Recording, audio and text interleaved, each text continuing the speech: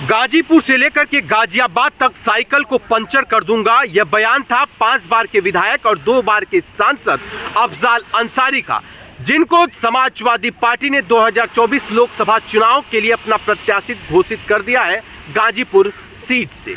वह गाजीपुर जो हमेशा से सुर्खियों में बनी रहती है और अपने आप में हॉट सीट मानी जाती है, क्योंकि यहाँ से भारतीय जनता पार्टी के वरिष्ठ नेता और वर्तमान में जम्मू कश्मीर के उपराज्यपाल मनोज सिन्हा ताल्लुक रखते हैं। वह मनोज सिन्हा जो विकास का पुल बांधने में, यानी आप कह सकते हैं पिछड़े इलाकों में विकास की दिया जलाने वाले मनोज सिन्हा को 2019 लोकसभा चुनाव में अफजाल अंसारी के सामने हार का सामना करना पड़ा था। जातिगत समीकरण और सपा और बसपा का गठबंधन, जिससे उनको भारी नुकसान भी हुआ था। वहीं अफजाल अंसारी को टिकट मिलने के बाद अफजाल अंसारी ने समाजवादी पार्टी के राष्ट्रीय अध्यक्ष अखिलेश यादव को धन्यवाद कहा है और वहीं सरकार पर तंज भी कसा है। उन्होंने कहा है कि सरकार हमें और हमारे परिवार को झूठे आरोपों में फंसाती रहती है और हम लोगों के ऊपर जनता का आशीर्वाद बना है और 2024 के लोकसभा चुनाव में भी हमें गाजीपुर की जनता एक बार फिर चुन कर लाएगी। उन्होंने कहा अगर मनोज सिन्हा चुनावी मैदान में आते हैं या उनके वंशज चुनावी मैदान में आते हैं तो बहुत ही शानदार होगा। वहीं दूसरी तरफ उन्होंने कहा कि अगर भाजपा का शीर्ष नेतृत्व कुछ अलग मंशा रखता है, यानी साफ तौर पर उन्होंने प्रत्यक्ष अप्रत्यक्ष रूप से यह कह दिया कि अगर बाहुबली वर्तमान में एमएलसी ब्रजेश सिंह भी चुनावी मैदान में ताल ठोकते हैं तो फिर भी हम लड़ाई दिलचस्प लड़ेंगे।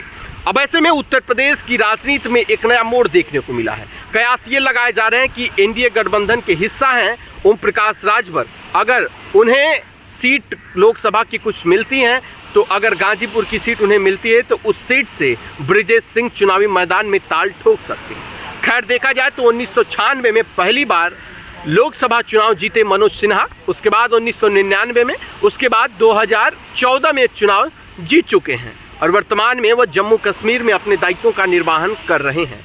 मनोज सिन्हा ने अपनी राजनीति की शुरुआत बनारस हिंदू विश्वविद्यालय से शुरू की। छात्र नेता के तौर पर उन्होंने अपनी एक अलग पहचान बनाई और कहा जाता है कि वह ज़मीनी नेता हैं।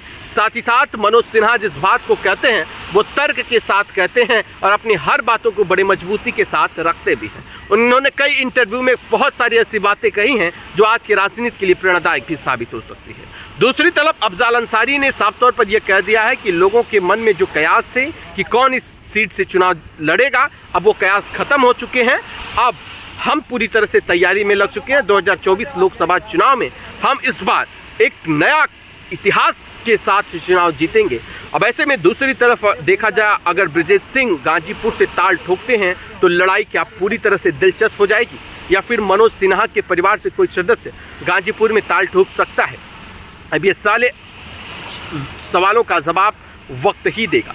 2024 लोकसभा चुनाव से पहले जिस तरह से देखा जाए इंडिया गठबंधन का निर्माण हुआ, सारे विपक्षी दल एकजुट होकर के ये ताल ठोक रहे थे कि 2024 में हम लोग प्रधानमंत्री नरेंद्र मोदी को कुर्सी से हटाएंगे।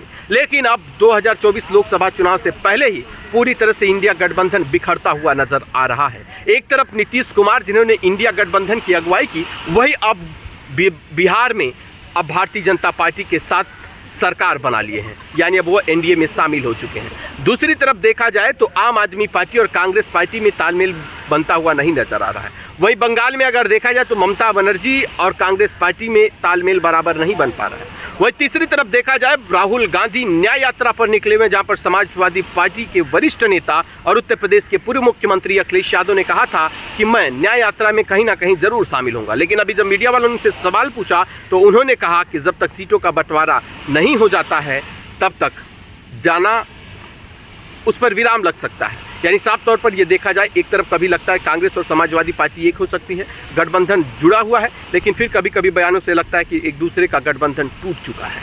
अब ऐसे में सियासी समीकरण क्या कुछ होंगे, लेकिन 2024 लोकसभा चुनाव को लेकर जिस तरह से गाजीपुर की हॉट सीट पर प्रत्याशियों के नामों की घोषणा हो चुकी है, एक तरफ समाजवादी पार्टी ने अपने प्रत्याशी की घोषणा की है तो दूसरी तरफ कहा जा रहा है कि ब्रजेश सिंह भी चुनावी मैदान में ताल ठोक सकते हैं। कमेंट में आप जरूर बताएं कि इस बार का मुकाबला गाजीपुर का कैसा होगा।